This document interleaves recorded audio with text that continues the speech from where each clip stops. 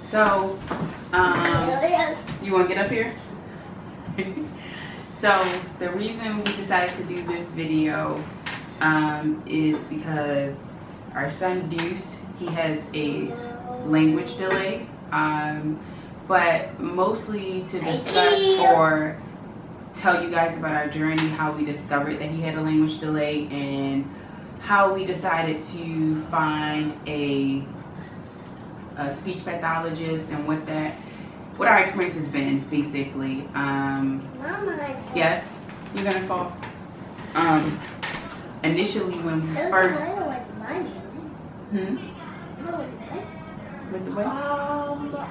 You want to say hi? Hi. Hi.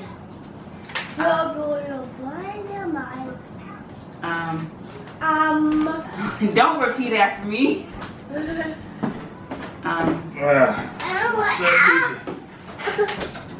So basically, okay, so initially when we first decided to start the process of looking for a speech therapist, Deuce was close to age 2, but he hadn't quite turned 2 yet. And I noticed that he just wasn't doing the things that other kids were doing. Like, I mean, just don't touch it, Bubba.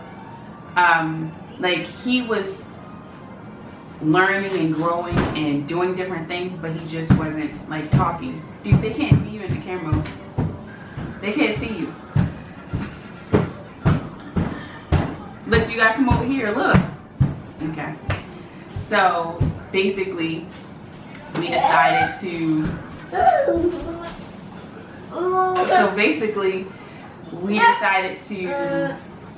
Reach out to one of my mentors, who is a principal, and ask her thoughts about or her experience with kids who may potentially have a language delay.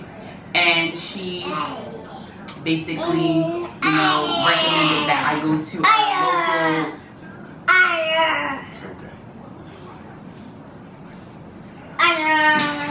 Go ahead. She recommended that we go to our local infants and toddlers, and I already wasn't excited about doing that just because I know people who worked with them or have encountered them and they didn't have a good experience. And so I wasn't super eager about doing that. I had already had it in my mind that I was gonna seek outside help through private practitioners. So when that happened, I talked to Frank about it, and I was like, hey, at first I was kind of unsure of what Frank's perspective would have been, just because some people aren't always receptive to hearing that your child might be different. And so when I brought it up to Frank, he's like, yes, let's do it, let's figure out what's going on or whatever. And so Deuce, do you want to talk to them? You want to talk to them? Yeah, you can talk to them. You want to tell them your name? Name. Say, my name Franklin. Okay. So, Deuce, I think Bubble Guppies is on. Bubble Guppies on.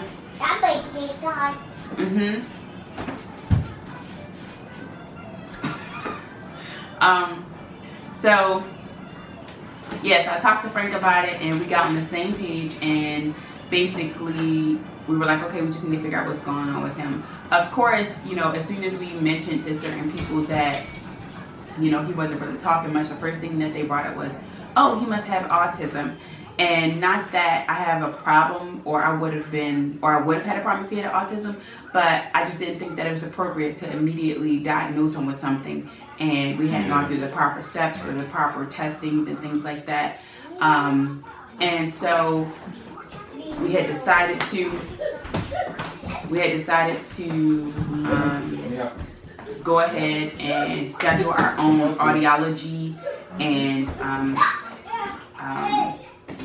vision tests, and then those came back clear, and then we did the audiology test. We told them that we were specifically looking to see if there were any learning disorders or disabilities or anything like that. You know, Asperger's, autism, you know, everything. And so when we did those tests, they were like, no, we're not picking up on those things. You know, like his hearing is really good, like he's very receptive, like he makes good eye contact. He's making sound. So when that happened, we were like, okay, like now that we have those out the way, let's actually get a speech pathologist, and then also let's also get him specifically evaluated for autism. So we did that. That came back fine.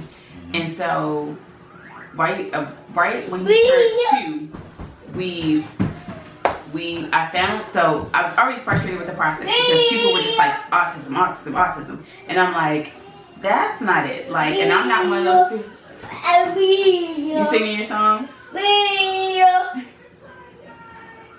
So I'm like, wait, what was I saying?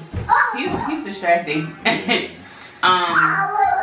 Yeah, so you know, we were like, okay, we're gonna get these tests done, you know, just to eliminate that. And even if not to eliminate it, but then if that is the case, then we know what to do, you know, what our next steps need to be as his parents. Right. So after I had my bad experience with the infants and toddlers, I decided to start looking on social media because I'm like, moms and parents, they go to social media, they use hashtags. So I just started looking for hashtags, and at the the second to the last post to the hashtag that I put in, which was like Baltimore pathologist or something like that, his pathologist Sarah popped up. Now, not a picture of her or anything like that, just like a flyer or like her business card or something that somebody had took a picture of and was like, look, she saved our lives, blah blah blah. And so I literally like just reached out to her, and mind you, I had seen other websites, other pathologists, things like that, but I had not contacted any one of them because I wanted to people that like I just go with my gut, and I was like, that's not gonna be a good fit, they're not gonna be a good fit. And as soon as I saw her information, I was like, this is gonna be a good fit. So I reached out to her. Well, I told Frank about it. He was like, you know, let's just go ahead and reach out to her. So I reached out to her.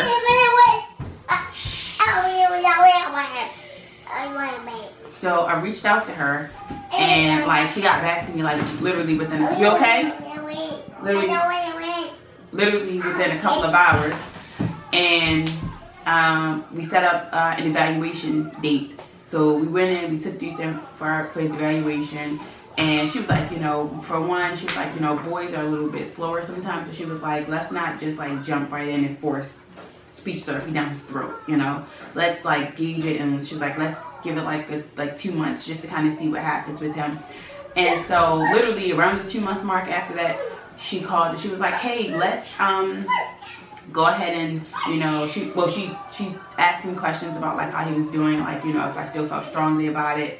And, you know, I was like, yes, you know, we're not really seeing a lot of improvement, but he is very vocal. He's just not saying words, you know. So he would say like mama, dad.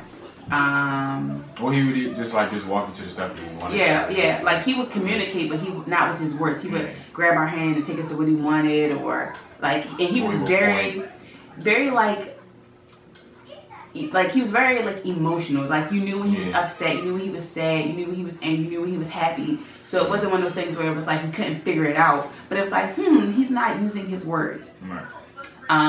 So after that, we ended up putting him on like a weekly regimen or bi-weekly regimen of seeing Sarah. And to be honest, like his first like couple sessions, he was not feeling it because he's like, who is this new person? And I think the other thing was Deuce, of course, he's the only child right now, and at the time he was like the only baby, you know, and you know new babies get everything. So on Frank's side of the family, he was basically like the only baby, and in my family, he wasn't the only baby, but he was the last baby.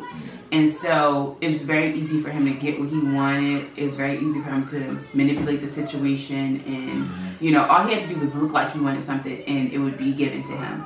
So, you know, he wasn't required to talk or speak or... I mean, he played the system. He played it to his advantage for it. Like, he knew what he was doing. Like, he didn't really have to do too much. He knew he was gonna get what he wanted. And I think one of the things that I didn't like about this experience was that I felt like whenever, because I was very open about talking about it, like with friends, with family, with friends, because I'm like, well, at this point, this is just a part of our lives, like, yes, I go to work and then, then Frank go to school, then we go to speech therapy, then, like it was just a part of our lives. So I wasn't embarrassed about it at all, because I'm like, ultimately, like as his parents, it's our responsibility to not only provide for him, but provide him with whatever he needs, no matter what that is. And as well as, give him everything that we could possibly give him. So, we're going to therapy, and after a while, like, it was like something clicked, and he was just like, yo, like, this lady is like consistent. Like, she's not gonna leave me alone. I know I have to come here every week, and I gotta just deal with it. And then it got to a point where he would cry like when we would get there, and then it got to a point where he would cry when we would leave, because he didn't want to leave Miss Sarah. And so at this point, it's April, so he's been doing therapy about 14 or 15 months now. He turned 3 in January. So about 14 to 15 months. And he made a lot of progress. I mean, he's not where we would like him to be right now, but we're grateful for the progress that he has right now. I wouldn't say that he's not where I would like for him to be. I think that, like, not necessarily, like, I'm just saying, like, in terms of like him using a lot more words, like bringing a lot more words out. But I think that it's also one of those things where it's like when your kids have the ability to surprise you. Because, like, we knew that he could talk, we just didn't know why he wasn't talking. Like, because he would, like, say words or phrases, like, out of nowhere, and then we would be like, what'd you say? Say it again. And then he would go back to the making the sounds and noises and gibberish and things like that. Or just wouldn't say nothing at all. Yeah, or just would, like, be like, no, like, I'm not saying anything else. So we're like, okay, we know he can talk, so, like, what is it? And then so one thing that I think helped was the fact that, like, he was in daycare, and in daycare he was also very spoiled. And then I think that it wasn't until, like, he got into this phase of daycare where he now has a new teacher, and his new teacher is very consistent, but she also requires him she holds him accountable, And that was one of the things that we talked about in the beginning of the year, the school year. Was like, she asked us questions. She wanted to know, like, what were there things that we wanted her to work on? And I was like, yes, hold him accountable. I was like, because home life is very different than when he's with his grandparents or aunts and uncles or godparents and things like that. At home, we make him ask for things. We make him ask for what he wants, say what he wants. Whereas in other places, it's just like, well, I don't have to, So, she really, like, just chimed in, and then she was very consistent with him using techniques that speech therapists use, like helping him learn, like, how to move his mouth to project the sounds that he wants or that he needs to. We noticed it because he started coming home and started doing, like, certain techniques. And, and we were like, what are you doing? Like, he would start mimicking what she was doing. So he would be like, open. And we're like, okay. But I think that having the support of, like, people enforcing it, and then also just, I think he got to an older, he's just older now, and so, like, his classmates are talking and things, and now, like, I noticed that he was talking because I would go to daycare and he would be talking to them, or he would say the names of his classmates, and I'm like, okay. And I think the other thing is, and baby, just chime in because I know I'm just taking over, but the other thing was, one thing that I really appreciated about Sarah was that she was not willing to just slap a diagnosis on him. And she had done a couple of different evaluations, and I think it's just the fact that she had expertise in this field and had been doing it for years, and she had seen she had been working with kids, you know, in their late teens and early 20s who were autistic, you know, and she's still have been working with them for several years, or kids who, you know, have like bad speech impediments, or, you know, do not know how to use forks and spoons or straws, things like that. And I remember the first time we went for an evaluation, she had him drink out of a straw, and she was like, no, I just want to see how his mouth moves, you know, like, you know, even when he's like just gibbering and jabbering, she's like, I want to see, because those are like key things, or things that typical kids who typically have autism cannot do, or they struggle with. So she was like, okay, like he's very strong in these things, his face is very asymmetrical, like things that I didn't even know were factors in diagnosing, you know, or that could be key elements that could what's the word I'm trying to say, like that could indicate that somebody has a certain disability. And I love that she was very open with us. I'm so grateful for her, because as a parent who wants the best for your kid, having somebody to have your back and go to bat with you, even when other entities were like, no, it must be autism, you need to keep getting him tested. And I'm like, first of all, I'm not going to take my kid, continue to take him through the stress of continuing to get tested for the same thing that was already denied. Yeah, just putting them through that. Yeah, and then I was just like, for me, common sense would tell me that, like, if a kid is uncomfortable around people that they don't know, why would you think that a kid would not be uncomfortable being put in a situation to be evaluated by people that they don't know, people in an environment that's already unfamiliar? Do you think that a kid is going to act normally? So I'm like, I'm not going to keep putting him through that, because he had done well through all the other evaluations. I'm like, but either way, that doesn't mean that just because it's stressful for us, doesn't mean that it's not stressful for him. He's the one that's going through it. We're just navigating it, you know? So, you know, when we kept getting hit with the, you know, it must be autism, or keep getting him tested for autism, and I went to her, and I was like, Sarah, you know, what do you think, you know, because so far, you know, like, you've been very trustworthy, you didn't try to steer us in a different direction, you know, you gave us your honest opinion, you didn't, because anybody could try to milk you for money, you know, and she just did not. She was very honest, very sincere. And then what I also appreciated was that fact that when I told her, she was like, you know, sometimes you just got to go with your gut. And she was like, and if your gut is telling you that this isn't what it is, and she was like, and I'm also telling you, they can't see you, you got to come back here so you can see.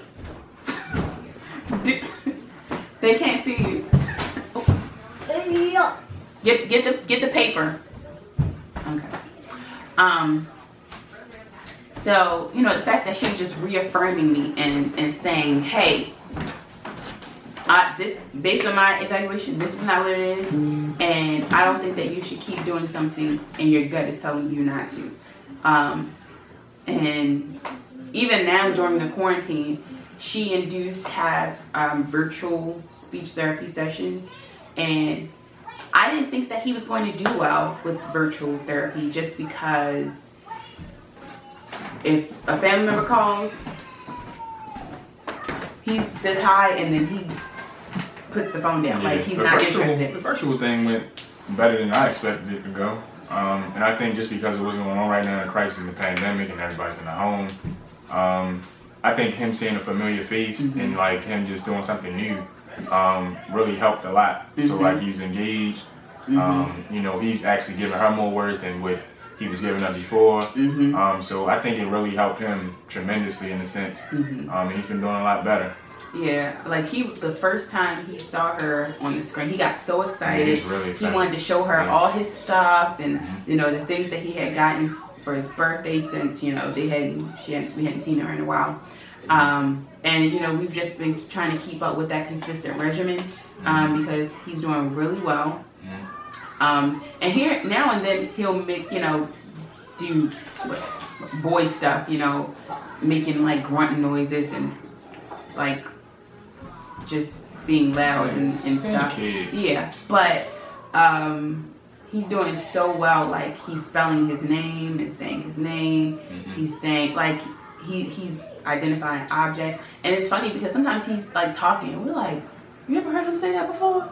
Like, you know, but I think the fact that like we've just been consistent and we didn't waver really has like catapult us to this point in time. I mean, but even that, like, you know, of course we didn't waver, but like, you know, Sarah not wavering either, and like just being on one wavelength with us, and just, you know, continuing support towards us and, you know, do so. I think that just, it meant the world to us. Yeah, and then I think, you know, especially when it's like a pay for service type of thing, it's very easy for it to just be very like business and strict. But like the fact that like we can text her and check in or text and check in, like, you know, different milestones that he's done that she can see. You know, that's really cool. And, you know, and then like even like she'll, you know, check in on us, like, you know, mom and dad, how are you guys doing? You know, like, you know, and it's funny because when we were getting like flooded with the, oh, it must be autism, it must be this, it must be this, it must be that, and she was just like, you guys, he is going to talk, you know, he is going to speak. She was like, we just have to be patient. And she was like, a lot of times some kids just do it on their own time. But even just hearing him like get excited about spelling his name or seeing certain classmates, I think that's one of the things that is kind of difficult for him, is that, you know, he can't see his teacher's classmates, but even his teacher is like sending videos and checking in with all the students and things like that. And he's really thriving. But I definitely wanted to come and just explain our experience, because for one, it hasn't been easy. I've definitely cried, more so out of frustration than anything, not out of fear, not out of worry. Just frustration because I felt like people were just trying to label him and slap a diagnosis on him and be done with it, opposed to actually like just taking the time to engage and investigate and you know, like build, you know. And I mean, you know what? She even went out her way to like just talk to her colleagues about certain things, just to see, well, you know, is this abnormal? Like, should he be, you know, doing this or whatever? You know, just taking the extra mile to just make sure before she would even consider something like that, which she didn't, you know, label him as. But, you know, it was just really good to like see her go out her way just to try to just make sure that like she's taking the proper steps and she's making sure that this diagnosis that's not what it is. So just, you know, confirming and reaffirming like that's, you know, we can continue to move on. We know that's not it. You know, we know it's just, you know, strictly just speech. Yeah. So that was really cool. And I think I was like bothered because, you know, as a parent, like, you know, like my kid is smart, my kid is brilliant, my kid is beautiful, blah, blah, blah, blah, blah. But it was also very frustrating to see like how people can be like so judgy, you know, and let their personal feelings interfere with what's best for the kid. So that is what bothered me. And then even at one point, like, someone said to me that, like, you know, some parents are scared of diagnosis. Sorry, the camera cut off. But at one point somebody was like, you know, some parents are scared of the diagnosis. And they said it to me, and I was just like, I'm not the type of person who operates out of fear. Because, I mean, being afraid is not going to change anything. Right. It's not going to fix it. I literally was just concerned about knowing and figuring out exactly what was going on with him so that we could properly care for him, properly provide him with whatever resources and tools that he needed. In addition to that, I'm very grateful that we were able to source someone privately, because had I waited for the system, we would have never gotten help. And I already had in my mind, like, I'm not going that route. I don't care if they know the school. I don't care if they, you know, I don't care why, you know. I don't care if I know somebody who works there. I don't care about that. I'm never going to put him in a situation where he cannot get the best care possible if it's within my reach. So, yeah. I mean, and it's been a journey, but what I will say, it went by so quick. Like it was like yesterday he wasn't talking, and then today he's like, I want cake. Yeah, just continuing to build on progression. I want bread. Yeah. Juice, please. Like, and you know, and for some people, like, he may not be talking as fluidly as they think he should, but I'm very firm in my belief that he's exactly where God wants him to be. And I'm also just grateful for the opportunity to be his parent, because some kids don't get parents who care enough. Yeah. Some kids don't get parents who are in a position to care for them in this way, or provide them with the tools and resources that they need. So I'm very grateful. But yeah, like, he's just thriving. It's crazy, and it's crazy because it's like he knows stuff that we don't, you know? Like, it's like, even like his numbers, like, we were counting, and like, I would say a number expecting him to repeat after me, and he would be on to the next numbers, and I'm like, I mean, I know you know this, but I didn't know you could say it, you know? Like anything, like shapes, like, I'm like, how do you know what an oval is or a diamond? When I said, I just knew circle and square. But just, you know, just different things, like, even if you ask him to identify certain things or say certain things, and you'd be like, how do you know that? But I think that's also like a testament to that. Sometimes we underestimate our kids because they're young. But yeah, I'm very, like, just very grateful. And then, oh, here's the other thing I forgot. So we had a few different people tell us, like, you should sue the hospital, because, you know, Deuce, he was 3 days late. I was induced. Were we in the hospital way too long? Yes. Was he in the womb way too long? Yes. Mm-hmm. But that is yes, and I said yes and no, because yes, because just like medically, like, I was a balloon, I was blowing up, like, my mom was scared I was going to die. That's just the truth of the matter. But God's way is always better. And I'm not saying that it was a good experience or that I wasn't concerned about. Actually, I'm going to be honest. I was asleep most of the time. So I really wasn't worried. I just was trusting God through the process. But on the flip side, you know, I could see why people were like, you know, like, he might have lost oxygen, things like that. But I'm like, he is exactly where God wants him to be. And he is doing exactly what it is that God said he could do.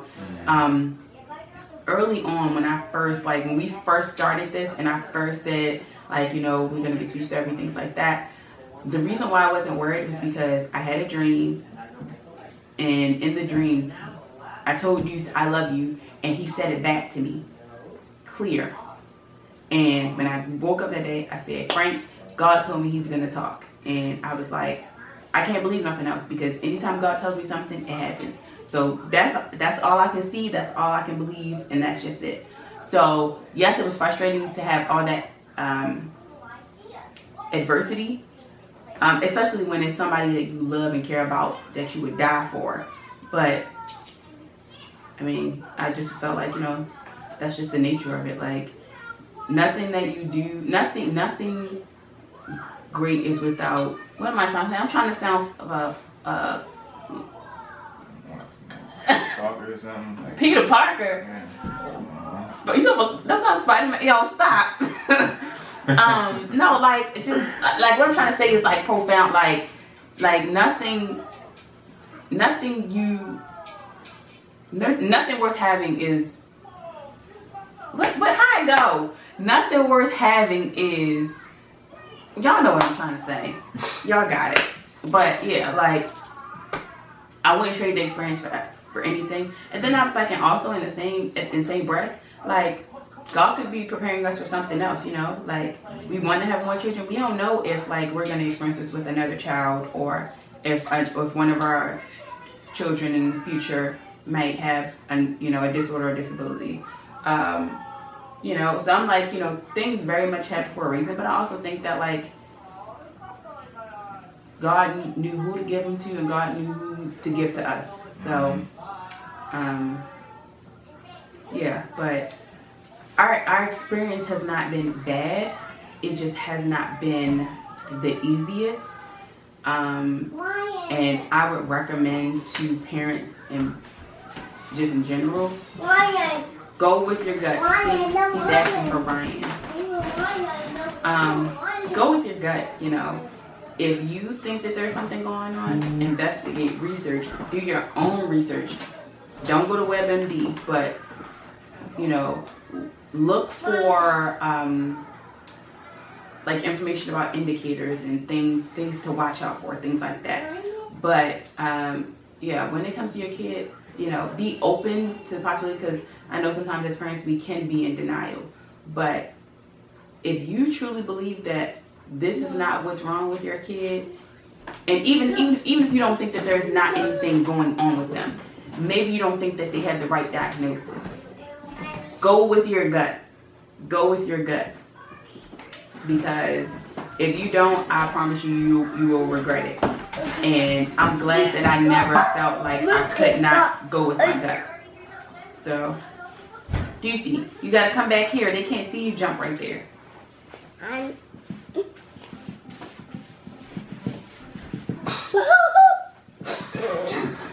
They can't see you.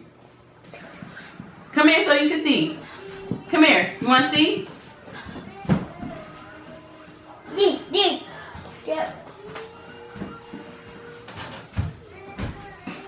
So, I think that's all. I don't know if you wanted to mention anything. Just shout out to Miss Sarah. Just being a continuous support. You know, just having the best interest for Deuce. So, thank you. Yeah. And then what else? I'm just trying to make sure that I didn't forget anything. But if you guys have any questions or need any like recommendations or referrals or want to talk further about this, please feel free to reach out and comment on it. But yeah, I'm definitely grateful, definitely happy that we saw it through and we didn't just and then here's another thing. I'm sorry, y'all, but just something I remember. I'm also glad that we were not in denial about it, and we're not willing to see, like, he could use some help in that area, or even, you know, because you know, sometimes we could be just being in denial and just making the situation worse. But not even just in denial. You know, sometimes black people be like, "Oh, ain't nothing wrong with him. He alright. He just, you know." And I'm like, yes, ultimately he's okay, but had we not investigated, he could be still talking gibberish. So, yeah, but like he FaceTimes his grandmother and asks for gum. She's the only one who will give him gum. He loves gum so much that she put it in a Easter card saying she missed him since she hasn't seen him really since the pandemic. And tape gum inside for him. But you know, just him saying that, or when we ask him something or tell him something and he responds and it's clear, you know, or we ask him what he wants to eat and he's like pizza, nuggets, or chicken, or whatever it is, or French fries, you know, whatever it is, like the fact that he can respond and he can do it quick and he knows, like he's very matter of fact, he knows what he wants and what he doesn't want, and I'm just grateful. So. Yeah, just wanted to share this with you guys. Please feel free to comment. Please feel free to like the video, subscribe to the channel. Yeah, to the channel. Yeah. So yeah, I think that's it. Deuce, you want to say bye? Bye. Come over here and say bye. Come here, Deuce. He don't want to miss his show. Deuce, you don't want to say bye?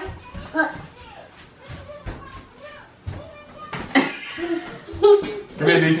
Look. Frank. I got some gum. Gum?